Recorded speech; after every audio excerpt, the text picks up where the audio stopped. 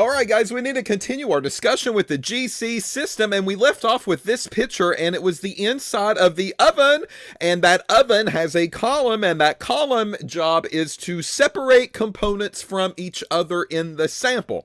And we talked a little bit about the tag that you are looking at here on the screen. So this column came from Shimatsu. Well, Shimatsu probably didn't really make it. They just outsourced it, and they outsourced it to another company that makes columns, and then they sold it with a Shimatsu tag.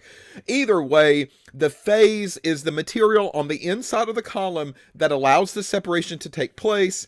As you can see with this particular type of column, it has a BAC specifically labeled stationary phase on the inside of that column, meaning that this column is built for blood alcohol concentration.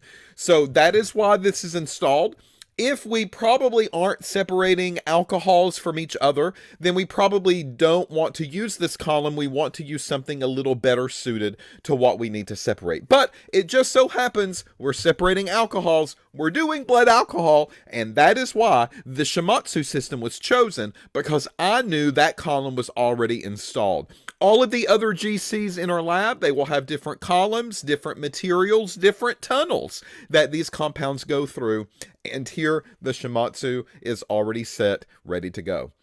The dimension we said was 30 meters. Whoa now. So 1 meter is basically the distance between the floor to your waist. You times that by 30. So 30 meters in total. And that 30 meters is wrapped and wrapped and wrapped and wrapped and wrapped and wrapped and wrapped to make this nice little coil of column that you see on the inside. And we said that that coil is made out of glass. That is the material that this column is made out of. There is a protective coating on the outside of the glass, so that way it doesn't really shatter or glass fragments go everywhere if it does break, but it is made of glass and it is coiled around a cage. Next is the ID, and we said the ID is the inner diameter of the column, and the inner diameter is how wide is the tunnel. So if you are making a tunnel through the mountain and you have a big, huge 16, 18-wheeler, I don't know, whatever they're called, the big rigs out on the interstate, if those have to go through the mountain, then is that hole going to be big enough so that way they can go through? Or is that hole too big because maybe the only thing you want to go through are little bitty golf carts and not big, huge contraptions that are on the road that take over? So the inner diameter is going to be very important. I might have misspoke. I can't remember, actually. It seems like I do. My gut says that I did. But we talked about the inner diameter of 0.32. That is 0.32 millimeters wide. That is how wide this column is. And, for size comparison, we often say that the innards of this tunnel, the width of them is about the width of a strand of hair, give or take a little bit. That's kind of how small these things are on the inside. 0.32 millimeter is what is interpreted on the tag.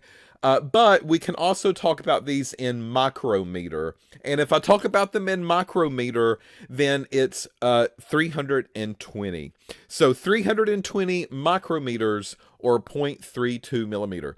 I have a feeling that I said 0.32 micrometer in the previous video. And if so, just neglect that. It is 0.32 millimeter. We often talk about these in chromatography world as not 0.32s and 0.58s and whatever, 0.25s or whatever the case is. We often say 320 columns, and that's kind of how we refer to these as, and it is 320 micrometers. So I'm in the habit of talking about the widths in terms of micrometer, not millimeter, but the way that this is stamped on the label, it is millimeter. And then finally, the 240 to 260, that is the temperature that this column can go to comfortably. We don't really want to go any higher than this, and that's great. And the reason is because our temperature settings are way lower than 240 and 260. We're not even close to 240 and 260. But we can heat this up a little bit hotter if we need. All right, so we talked about pieces and parts. We talked about this GC system. We talked about the hydrogen generator. There you can see the column with the tag on the inside again. We called this thing the oven because that's its kind of proper term that we use. And that oven is going to get heated, and that heats the column on the inside, and that's the tunnel that our sample goes through. Over here to the left, you're seeing some gas tanks, so we need to talk about these gas tanks and look at them a little bit better. Here's the first gas tank that I'm going to have to turn on for our experiment, and this is the gas of helium, He. So helium is what's going to be used here in this lab analysis, and then here there's an abbreviation called UHP, and U stands for ultra, H stands for high, and P stands for purity. So this is a ultra high purity helium gas that is inside of this tank. This is not the helium gas that they are using at the dollar stores to blow up the Mylar balloons or the latex balloons. That is not what's happening here. This is a very sophisticated, very clean gas that we have to use for laboratory instrumentation. So as you can imagine, this is going to be a little bit more expensive. If we had to refill these, it really depends on the year. The price fluctuates, and it can go anywhere from $75 for a refill on the tank all the way to over $200 for a refill on the tank, based on the size that we have. All right, and you can kind of see here on the label, ultra high purity is listed down here at the very bottom. So helium is going to be needed, and the reason that helium is going to be needed is we call this the mobile phase. And the mobile phase's job is to push sample through the instrument. So we're going to inject a sample into the piece of equipment, but what is there to promote it to move through the back end of the machine, right? We just don't want it to hang out in the beginning. We don't want it to hang out where I have injected it into the instrument. It's got to be pushed through. It's got to go through the column, and it's got to go out the other end of the tunnel. So helium is going to allow us to do that job, and we call this a mobile phase by definition. So on all of our tanks, you're going to see these tags, and the tags are what we use to make sure that we stay on track and that we are labeling empty tanks that are actually empty, full tanks that are full, and tanks that are in use. And here is the cylinder status tag that we have placed on our gas tanks. All gas tanks should have this. All gas tanks should have an identifier on them, so that way you can somewhat keep organized.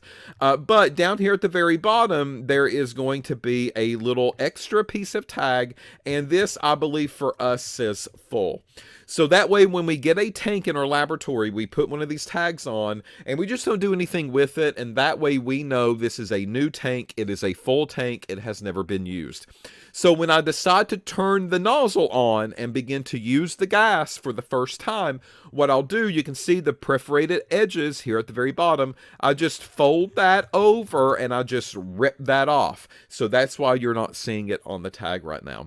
So it says in service, and what I like to do to keep me organized is write the date that we opened up the gas tank for the first time. So this went in service on 3/11/2024. So these typically will last us a very long time. We don't process a lot of samples, but in real working environments, these gas tanks might last for a week or 2 weeks, and then they're going to have to be changed out again. So they're always backups. Or they big, huge tanks in the laboratory or in a separate room, and that will feed the gas to where it needs to go. When this actually depletes, or when it gets so low that I don't feel comfortable with it anymore, then what happens is that I will fold that perforated edge and I will rip that piece of the tag off, so that way it will say empty on the tag, and that way when we get refills, they will know which tanks to take and which tanks to leave behind. So I'm going to turn the tank on, and when I turn the tank on, this is what we call a regulator. All right, so the regulator's job is twofold. Number one, it tells me how full is it filled completely or is it almost empty. So one of these gauges will let me know how full the tank is, and the other one is going to be, and I've actually wrote this backwards, so just pay attention. The other one, the second valve that I see here, is how much flow that regulator, because that's what it does, it regulates the flow of gas. That's why we call it that. So that regulator will control how fast the gas is leaving out of the tank. Most of the time, the one on the right-hand side, this is our fill gauge. So that is just like the gas tank on your vehicle. This will never come completely full, and the reason is it can go boom, and then we got to run out of the lab. All right. If they fill these things too full, very often the pressure just goes skyrocketingly high and these tanks can blow up.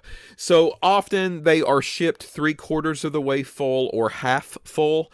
And that's what you're paying for. So they're just not going to overfill it. They're not going to build that pressure up skyrocketingly high so that way you're transporting a little bomb around in the lab. But the one here on the right-hand side is our fill gauge, and it lets me know, hey, I've got gas in the tank. I've got enough to do what I need to do. And this would actually last probably all day for, at least a handful of days, at least for a week, if we were running samples one after another, nonstop. So I feel really good about the fill gauge. Number two is the flow gauge. So the flow is over here, and that tells us how fast the gas is leaving the tank. And what you see up here on the dial is just a permanent marker, and there is a recommended instrument setting for these flow rates. And once we set it at that flow rate, also known as PSI on the regulator, pressure per square inch, then I like to leave it sit, and I like to mark it so that way if we start to have problems out of the machine, I can quickly determine, is that coming from a gas tank that is not providing the appropriate flow.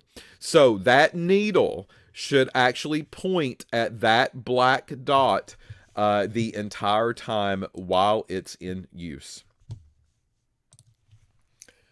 Up next is our air tank, and as you can imagine, the same stories happen with the air tanks here.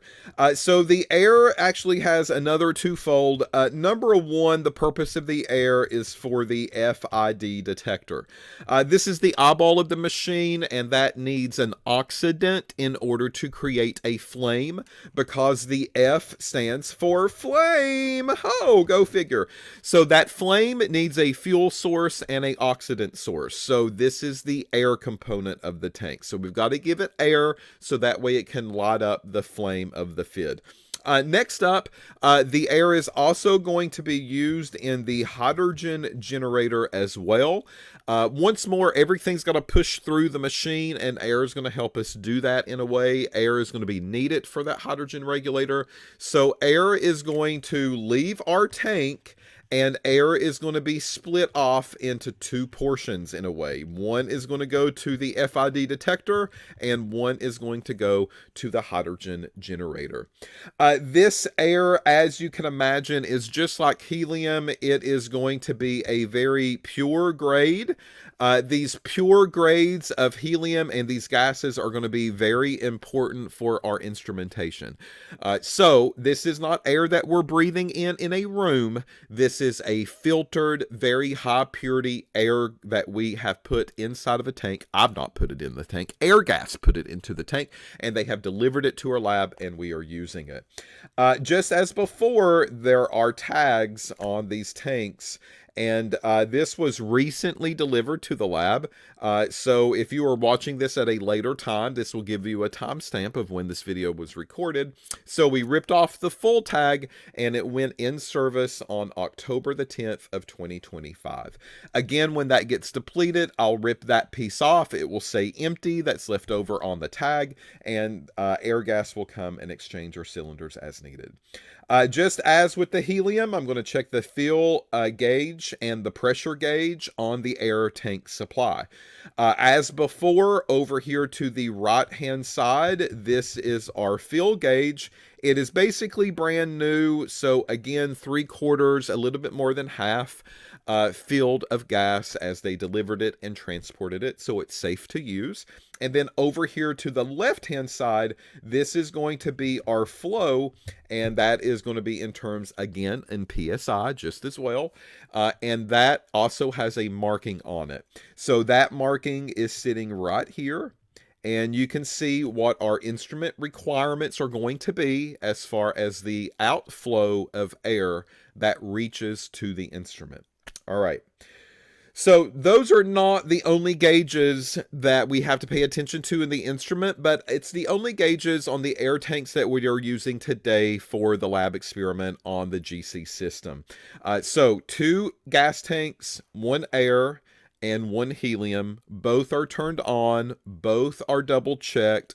Those flows are ready to go. So that way the instrument has something to eat and use by the time that we start running samples. So in the next video, we're going to pick up from here, and we're going to talk more about equipment pieces and parts before I start showing you any videos of the sample analysis that begins to take place.